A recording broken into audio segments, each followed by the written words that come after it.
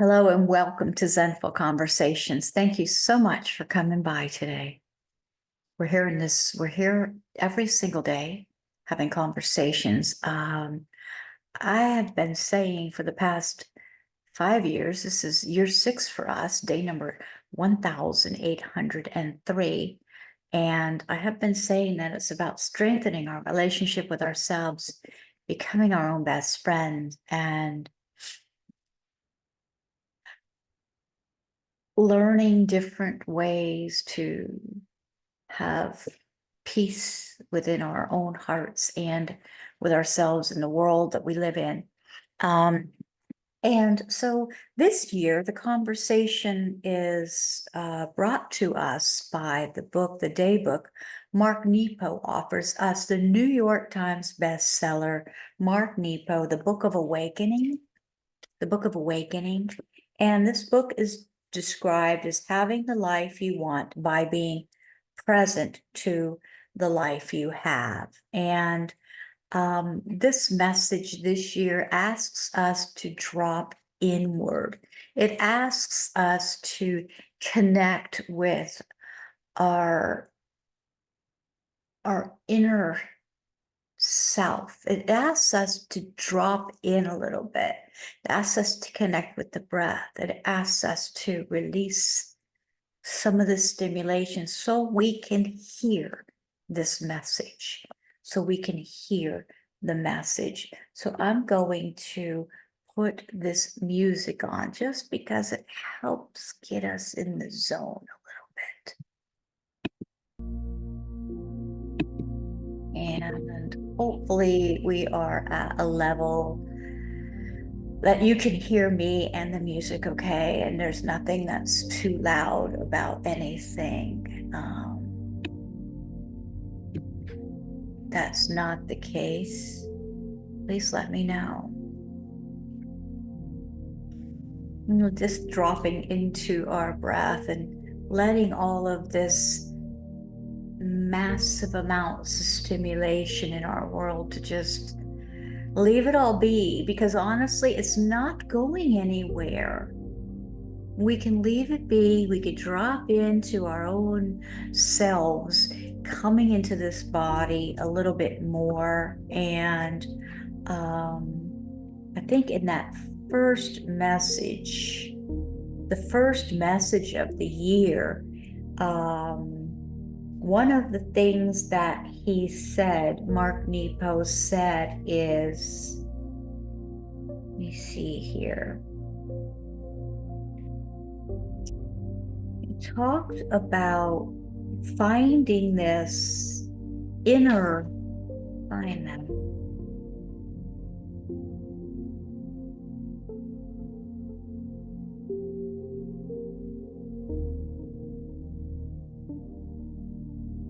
Don't quite know where it is. This spot of inwardness, is to know who we are, not by our identity, right? Or one of the many labels, not that.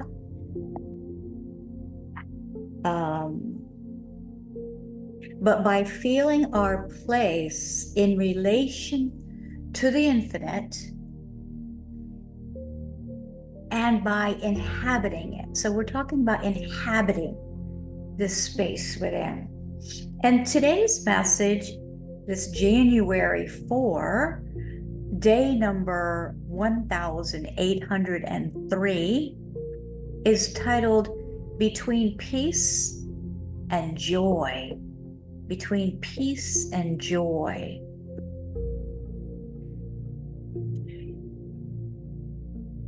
James Taylor, there's some words here offered to us by James Taylor.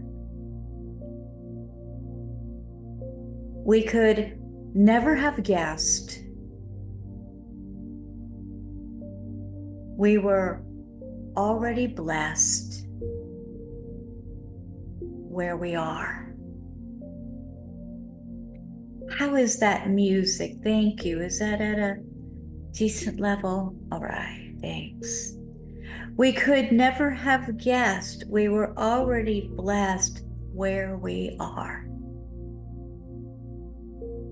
Do you feel it?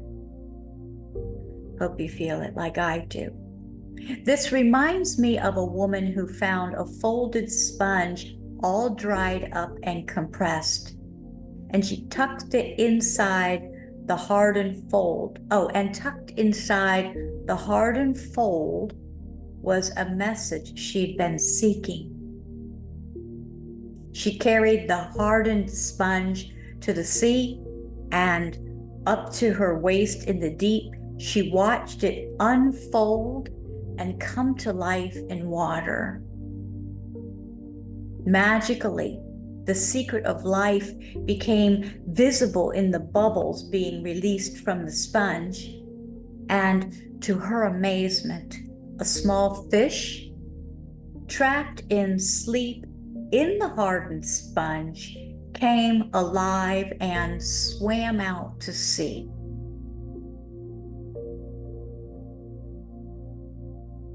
From that day on, no matter where she went, she felt the little fish swimming in the deep.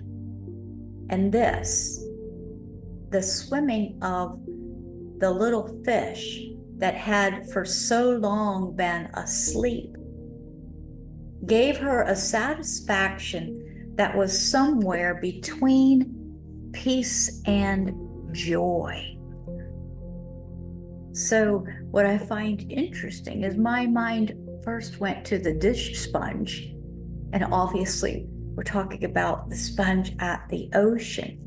So she found the folded sponge all dried up, and she went into the water, and this took place. Whatever our path, whatever the color or grain of our days, whatever riddles we must solve to stay alive, the secret of life somehow always has to do with the awakening and freeing of what has been asleep. Like that sponge, our very heart begs to unfold in the waters of our experience. And like that little fish, the soul is a tiny thing that brings us peace and joy when we let it swim. But everything remains hard and compressed and illegible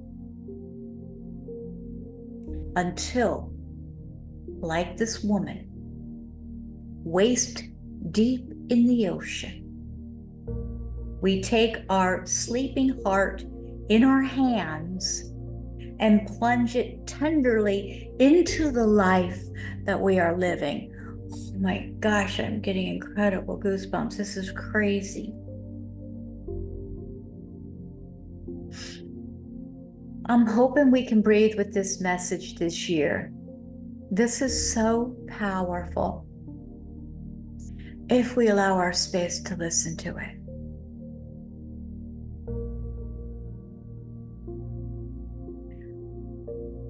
So whatever our path, whatever it is that we must do to stay alive, the secret of life somehow always has to do with the awakening and the freeing of what has been asleep within us.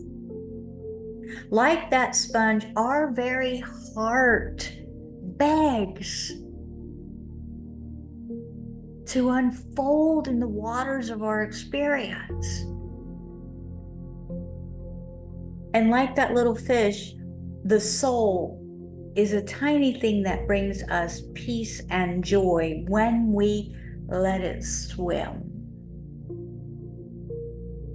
But everything remains hard and compressed and illegible until, like this woman, waist deep in the ocean, we take our sleeping heart in our hands and plunge it tenderly into the life we're living.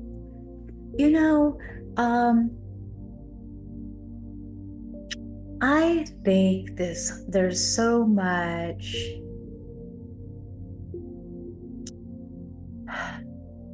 comparison, concerns, what other people may think.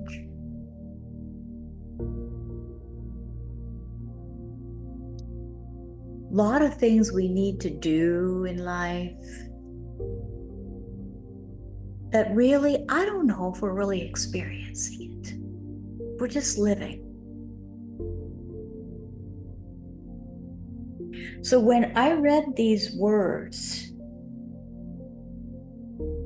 take our sleeping heart in our hands and plunge it tenderly into the life we are living, it touched me. Are we living or are we existing? And allowing ourselves to not care what other people think so much and do what our inner guidance tells us to do. If we listen internally and inhabit that space within that we began this conversation with this year.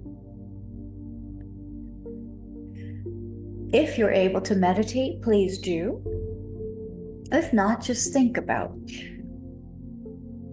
Meditate on the image of a hardened sponge unfolding like a flower underwater. And as you breathe, practice seeing your heart as such a sponge.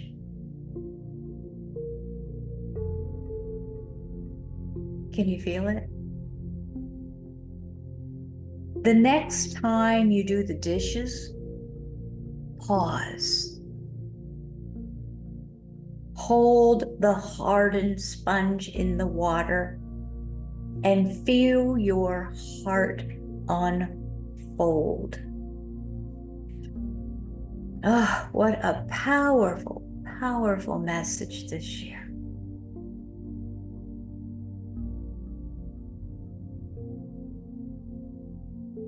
I did not know I was going to enjoy it. I thought it was going to be, well, I mean, we are only at day 4.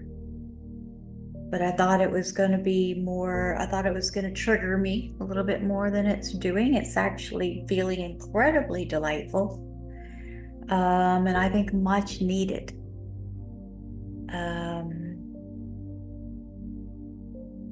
But I'm hoping that we're allowing ourselves the opportunity to try and understand the message that the author is sharing with us. And let's go to the journaling prompt. Before we go to the journaling prompt, I want to read the Zen saying. The Zen saying is, before enlightenment, chop wood, carry water. After enlightenment, chop wood and carry water. So we may ask, what's the difference? Or what is the point if both before and after enlightenment involve doing the same exact things? And the difference is in the being. Allowing ourselves to be, to inhabit. The difference is in the being, not the doing. The difference is not in what's being done, but who's doing it.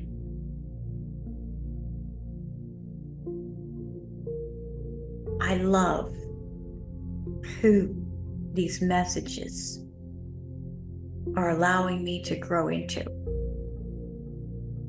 And I hope you do also. So the journaling prompt for today, the journaling prompt is coming to us from the 365 Spiritual Journal Awareness Questions for the Soul. Zen Mirrors publishes this. And for this day 4 of this new year, there's a little statement here that says, stop choosing the wrong path when you know the right one. Stop choosing the wrong path when you know the right one.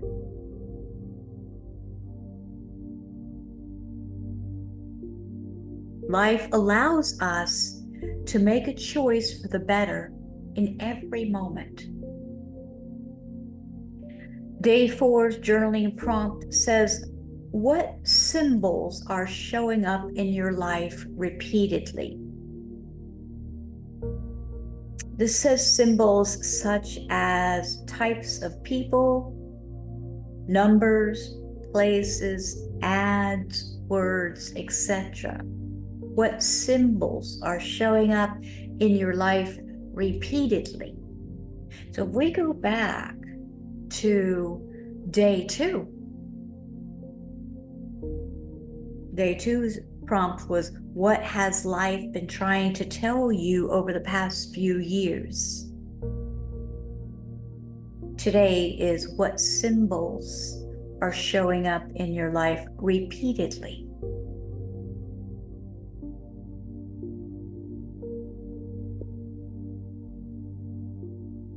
Think about those, such as types of people. What does this mean? What symbols are showing up in your life repeatedly?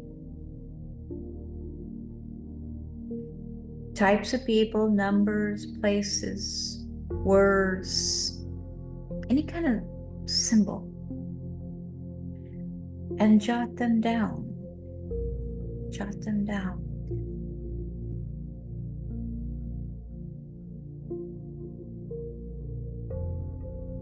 I'm going back to the Book of Awakening. Our message for today was between peace and joy. And I just love that little bit at the front by James Taylor. We could never have guessed we were already blessed where we are. Allowing ourselves to enjoy this life that we have. And we realize sometimes after the fact